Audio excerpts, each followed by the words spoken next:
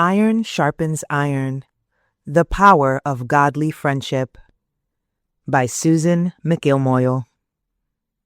As iron sharpens iron, so one man sharpens another. Proverbs chapter 27, verse 17. Have you ever seen that funny meme where it says, "Friendship is so weird. You just pick a human you've met and you're like, yup, I like this one," and you just do stuff with them. Sometimes we think of friendship as simply having a companion to share our interests with, which is certainly an important aspect. However, God had a far greater purpose for friendship. It is one person sharpening or strengthening another. Walking alongside someone in this life is a unique privilege. Friendship brings the ability to laugh together, but also to share tears. Having someone by our side to comfort us in a storm and speak the hard truth when we need it most is invaluable.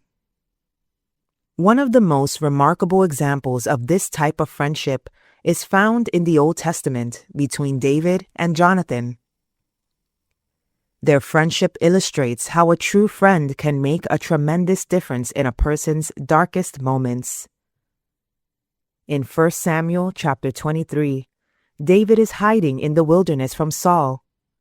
Jonathan, Saul's son, went to David. And Saul's son Jonathan went to David at Horesh and helped him find strength in God. "Don't be afraid," he said. "My father Saul will not lay a hand on you. You will be king over Israel, and I will be second to you. Even my father Saul knows this." 1 Samuel chapter 23, verses 16 to 17. Jonathan was a striking example of a true friend for several reasons. Jonathan helped David find his strength in God. When we are in a desperate place, the greatest kindness a friend can offer is to help us discover our strength in God. Jonathan couldn't change David's circumstances, but he could remind him where his strength came from. Jonathan reminded David not to be afraid. Fearing heavily tempts us in our daily lives and threatens to remove us from the place of peace we have in God.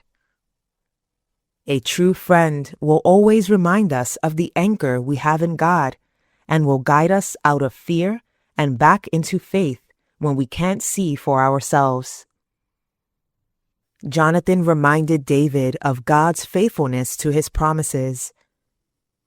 David had received a mighty promise from God that he would be the next king of Israel. Much time had passed, and I'm sure David was doubting that promise by this point.